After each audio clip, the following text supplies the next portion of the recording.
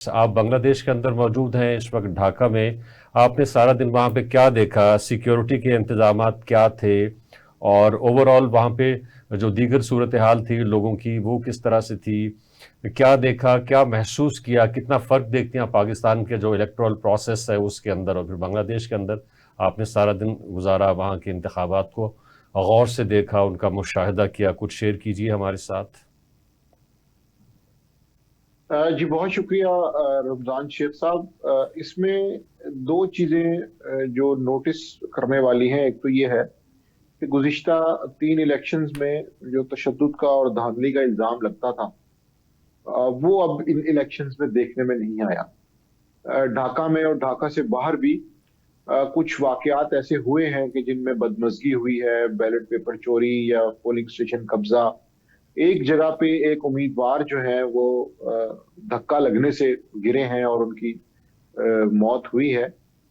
इसके अलावा पूरे बांग्लादेश के अंदर कोई ऐसा वाकया नहीं हुआ कि जिसकी बुनियाद पर यह कहा जाए कि जी कोई प्री पोल रिगिंग हुई है या इलेक्शन डे जो है वो पीसफुल नहीं रहा और वायलेंस हुआ है, पॉलिटिकल वायलेंस। और इसकी जो वैलिडेशन है वो दोनों जमातों के, जो बड़ी जमातों के सरबराहान हैं, उन्होंने भी दी है। तारिक रहमान ने जो शाम को प्रेस कॉन्फ्रेंस और ट्वीट की है उसमें भी उन्होंने ये कहा है कि कुछ अनवांटेड इंसिडेंट्स तो हैं, लेकिन कंट्रोवर्सी फ्री और फ्री एंड फेयर इलेक्शंस की जानिब जो है इसको बिल्कुल जाना जाएगा अगर वोटों की गिनती में ताखीर ना हो, ताकि कोई इरेगुलरिटीज सामने ना आए। दूसरी जानिब जमात इस्लामी के जो अमीर हैं उन्होंने भी इस चीज की बात तो की कि जी कुछ बदमजगी हुई है, लेकिन उन्होंने भी गुड इलेक्शंस का जो लफ्ज है वो इस्तेमाल किया है। तो अमूमी तौर पे ये दो बड़े रहनुमा अगर इस बात का इजहार कर रहे हैं तो ये कहा जा सकता है कि 15 से 20 साल बाद ये एक अच्छा आगाज है।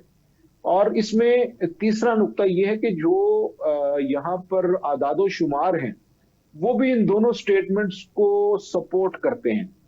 पिछले 2 महीने की इलेक्शन कैंपेन में और आज के दिन जो हलाकतें और लोग जख्मी हुए हैं, वो 6 लोग मारे गए हैं, जान से गए हैं।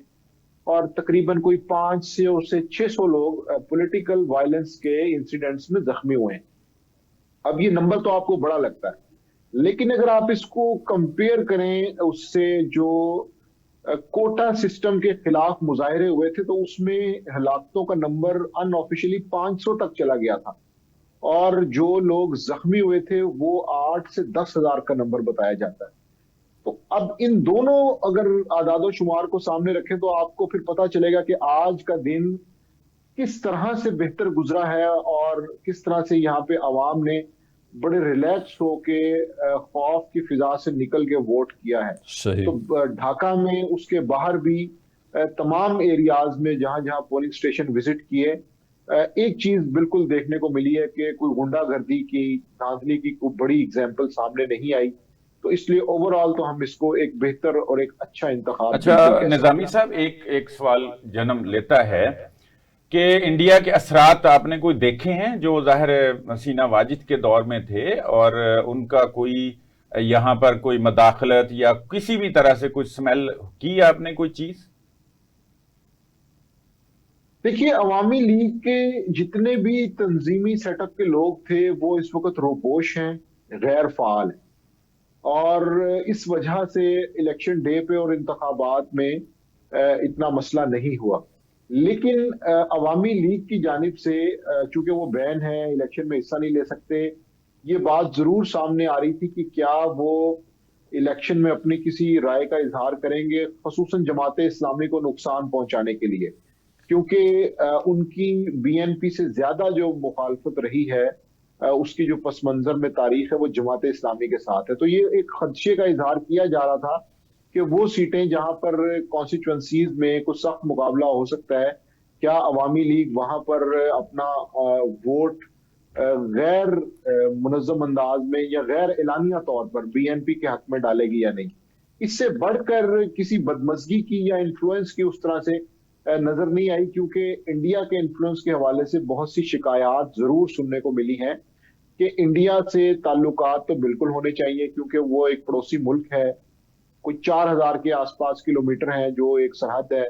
फिर ये है कि कोई 50 से ज्यादा दरिया हैं जो इंडिया से इधर आते हैं या उधर जाते हैं, और इकोनॉमी में एक्सपोर्ट्स का वॉल्यूम भी बहुत बड़ा है। लेकिन बांग्लादेशियों की शिकायत ये थी कि इस सारे मामले में हमारी जो खुद मुख्तारी है, सॉवरेनिटी और इंटेग्रिटी, उसको क्वेश्चन नहीं करना चाहिए। अब बराबरी की बुनियाद पे अगर आइंदा हुकूमत के साथ भी इंडिया ताल्लुकात रखना चाहता है तो हम उसको वेलकम करेंगे।